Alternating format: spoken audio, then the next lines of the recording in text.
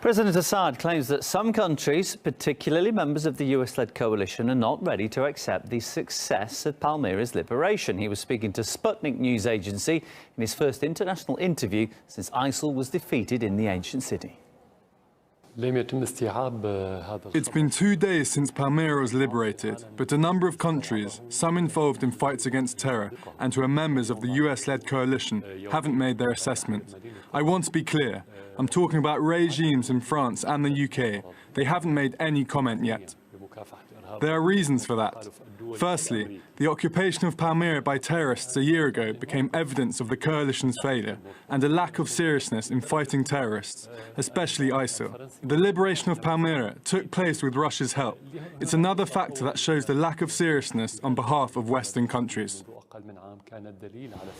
Well, Assad has criticised countries, including Britain, for failing to join forces against terrorism. And on Wednesday, the UK Foreign Secretary argued against closer collaboration with Moscow, claiming that Russia was a threat. I have no doubt that Russia is sincere in its desire to defeat Daesh in Iraq and Syria. We can't be working in partnership with a country one day and find that it is doing just exactly whatever it wants in flagrant breach of international norms and rules the next day.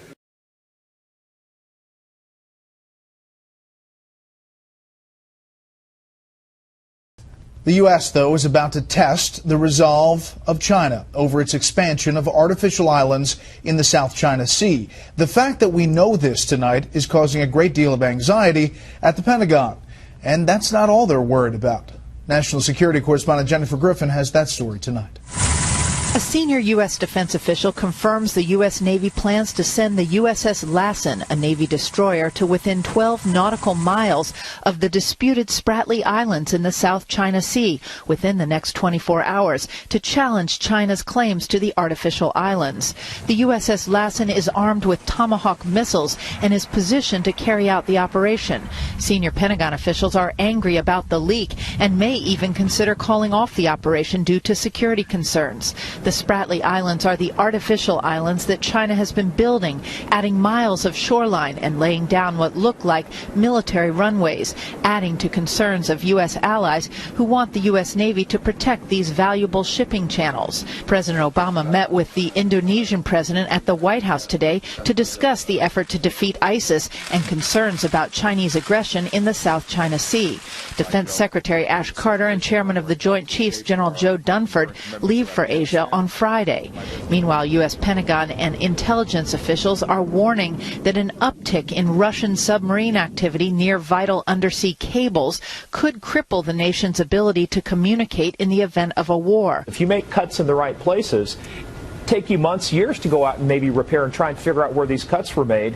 So even a mild disruption could be trillions of dollars in economic damage to the United States. A senior Pentagon spokesman confirmed that any attempt to sever these fiber optic cables would leave them blind. Quote, "It would be a concern of ours to hear if any government was tampering with underground cables."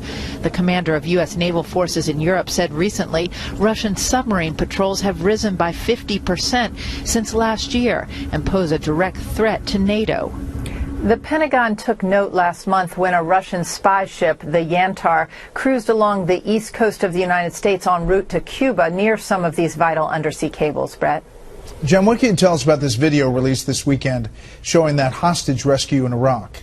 It was released, Brett, by the Kurdish government, much to the consternation of some in the U.S. military, because it clearly shows U.S. Delta Force operators in a combat role, helping with the rescue. Constant gunfire rings out in the background. Hostages are pulled from cells. The black flag of ISIS is in the background. The prisoners are frisked during the process. CENTCOM then released this video from the nose cone of the U.S. warplane that destroyed the ISIS prison from the air.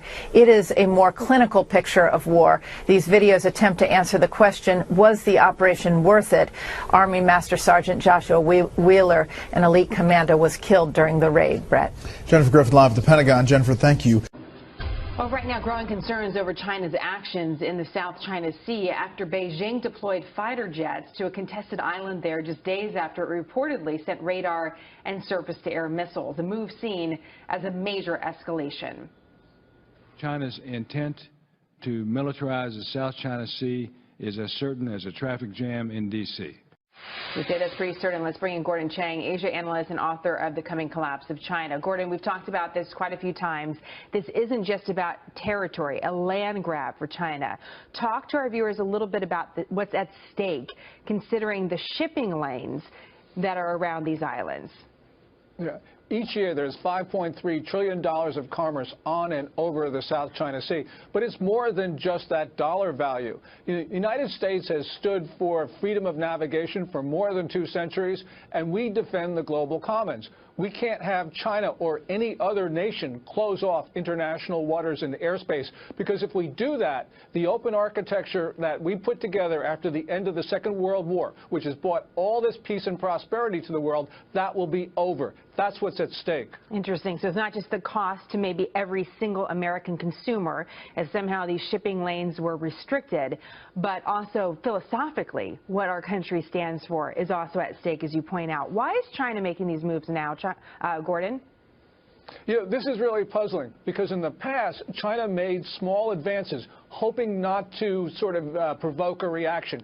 But now China's going for everything at the same time, because it's not only these fighter jets, but it's also the surface-to-air missiles you talked about, and the radars in Cauteron Reef, which were disclosed just a couple of days ago. So what China is doing is lashing out. And this shows that not only are the hardliners in control in Beijing, but also that they are no longer thinking strategically. And really horrible things happen when countries abandon strategy. What do we do about it, Gordon?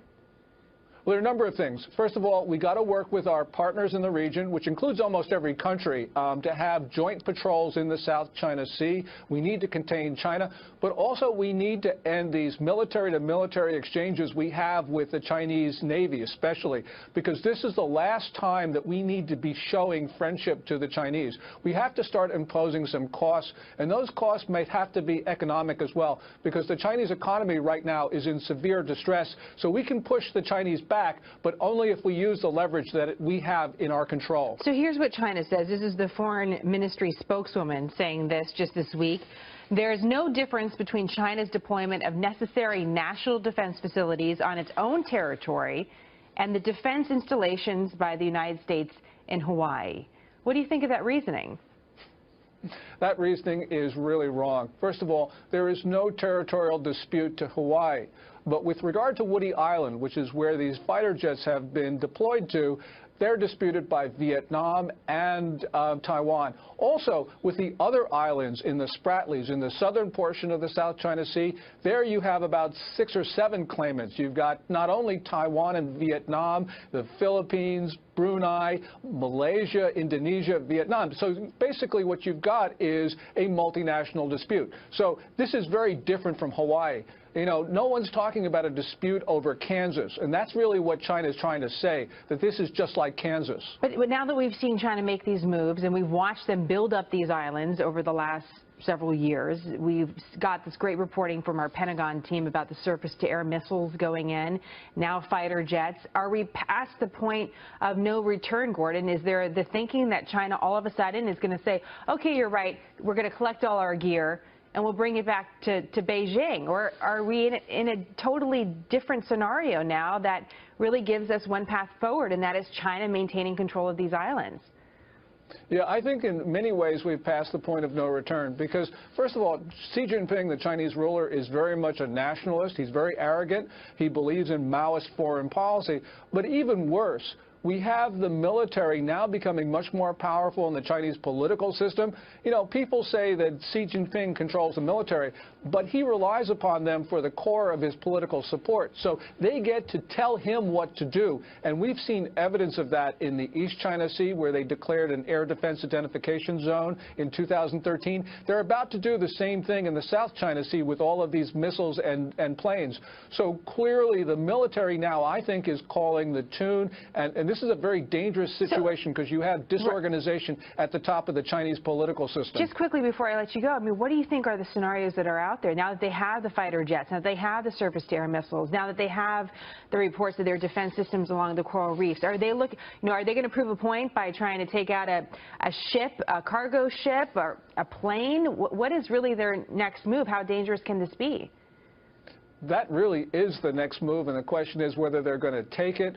You know, this is a situation where China is militarizing, despite the pledges it gave to Secretary Kerry just last month, and despite the pledges of Xi Jinping giving to Obama in September. So, you know, you cannot rule out any horrible scenario, because that's very well where this could be going. It's scary to think about, but we have to consider all possibilities because we are in kind of this new space with this specific part of the world. Gordon, great to have your expertise as always. Thank you so much.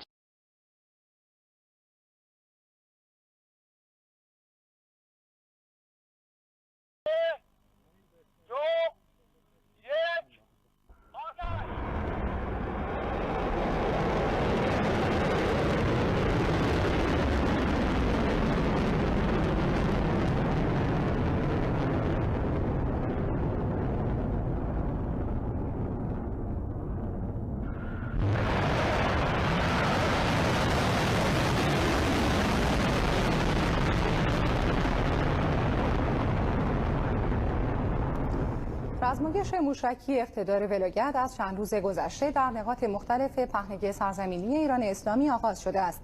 مرحله نهایی این رزمایش بامداد دیروز سه‌شنبه با شلیک موشک